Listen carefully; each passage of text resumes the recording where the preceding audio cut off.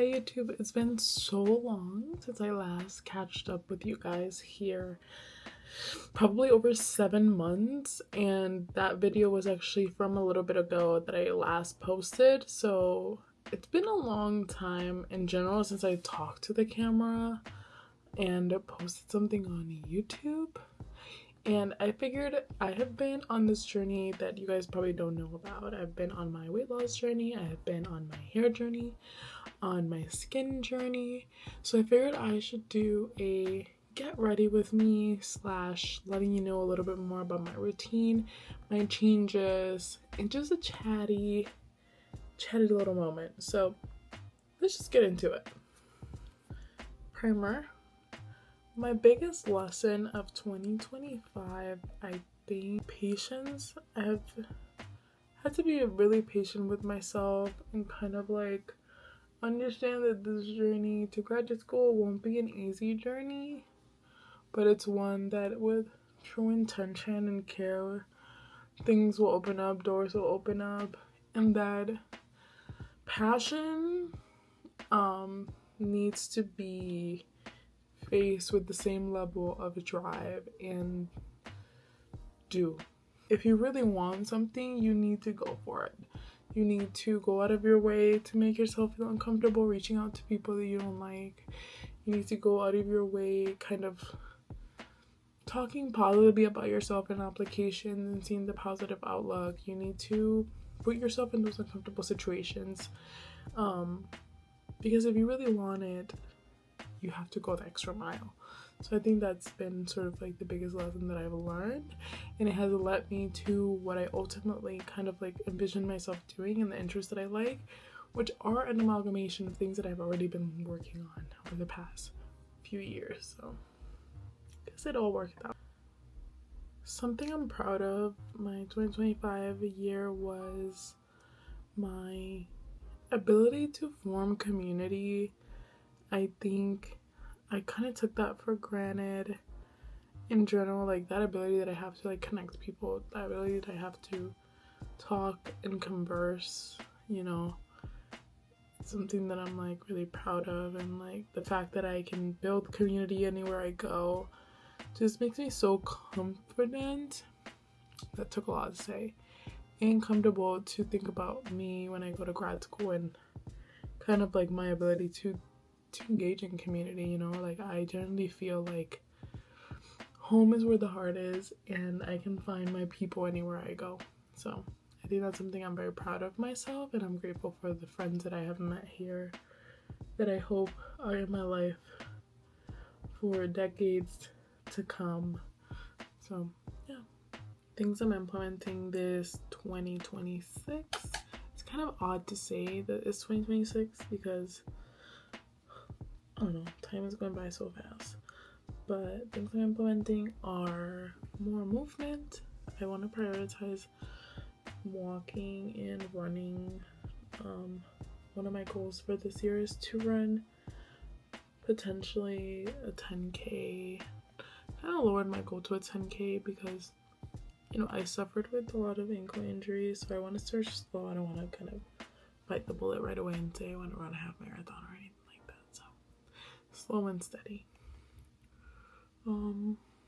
First a 5K and then a 10K. And also prioritizing my education, like looking for programs early, planning early, doing fellowship planning early, like just being ahead of the curve. That way when application season rolls around, I'm prepared. Other goals that are aside from academics and running, I want to grow my hair. One of my priorities is to increase hair growth and grow my hair all the way down to my glutes, butt area. I want to have inches upon inches. That way when I have my layers and everything, it still looks really nice. So that is one of my priorities. If you see me looking, I'm looking for my blush. And yeah, I just want to grow my hair super long.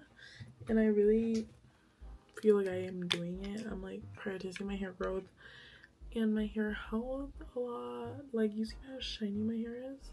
Gorgeous, girls. So yeah, gorgeous, gorgeous. I wish you could see better, because I don't think the camera does it justice with how bright gold this is. 2025 is to volunteer more, donate more, advocate more, do whatever's in my power to bring awareness to issues that impact my community and others that are suffering, here, internationally, like anywhere. Which is why one of the main things that I want to bring up in this video, and it's something that I always discuss, I volunteer and participate in being an election worker over the years, and the spring elections are coming up across the entire US. So if you have the means and you're not deeply impacted by voter suppression across the US, please go vote. Order your absentee ballot. If not, do it early. Your job is legally required to grant you time to go vote. So please, your job should not stop you from voting because it's illegal. So please go vote. Ask for that time off and go vote. One thing that I have learned that I probably haven't mentioned yet is that I have discovered how incredibly positive I can be, and that's something that I'm very proud of myself of doing. I think oftentimes we can focus on the negatives in a situation. You could say I had a horrible year, you could say my year was no progress. Focusing on the fact that things are falling into place and I'm learning more about myself and I'm learning more about my potential, you know, what I want to do, having the clarity of mind. That has been something that I don't think I could have ever discovered if I wasn't going through that difficult time in my life. So one thing I'm grateful for is my persistence amidst those times and my ability to look at the bright side now months out of that. So yeah, just proud of myself for sticking to my goals, and I know that they will prove to be fruitful no matter what. So where do you see yourself in a couple of years? And I always struggled with this question because it's a difficult one for me, because I tend to have a lot of aspirations in my life.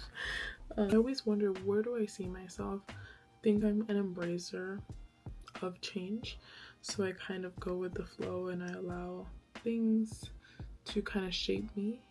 So what I do hope and pray for the next few years is to be surrounded by people who push me to greatness, who always inspire me and drive success.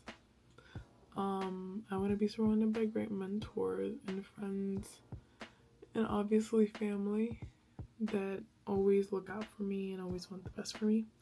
So that's where I hope to be in the next 10 years, just continually to be surrounded by those kind of people. In terms of my career, ideally an investigator, in a position of influence where I can give back to my community back in Puerto Rico, and I can build resources and opportunities to the best of my ability.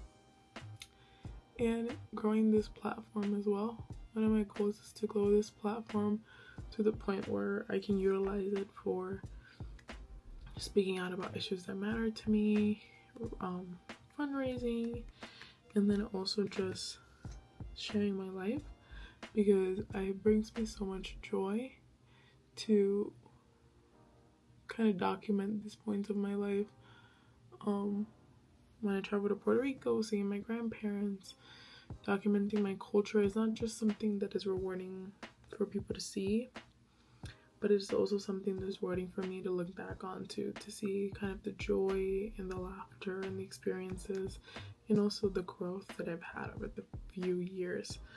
Growing up is something that is tough, but it's so beautiful to witness, so I hope to grow within here.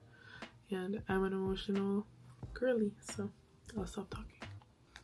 leading my life with gratitude has been one of the most important things that I've allowed take priority.